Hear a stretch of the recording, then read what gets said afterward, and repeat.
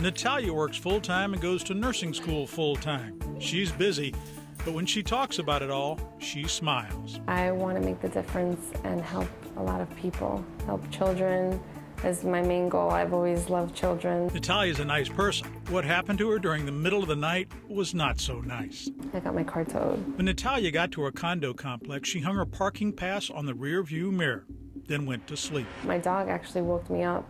I heard him barking, and all of a sudden I hear like a car screeching out of the driveway. Natalia raced downstairs to see her car being towed away. I never got a warning or a sticker. At the tow yard in Davies, she saw her Honda Civic. The parking pass was in the car, but was laying on the floor. At Plantation Condos, if it's not visible, you can get towed.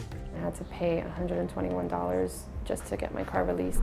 And then her bad morning got worse. As soon as I drove my car out of their property, it started shaking and rattling. When Natalia got back to her condo, she saw why. So I saw that my car was actually dragged out and the rubber kind of burned off on the road.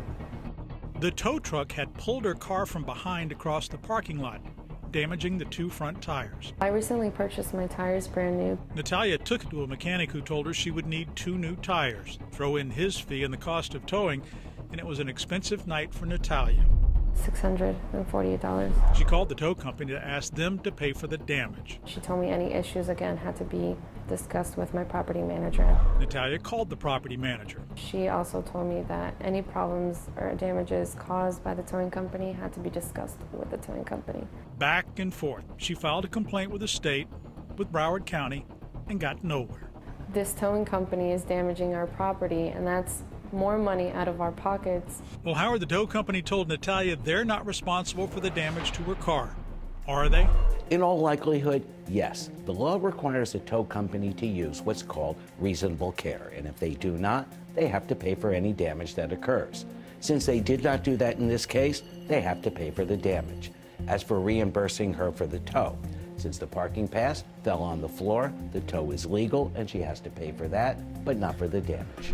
I contacted the owner of A441 Towing.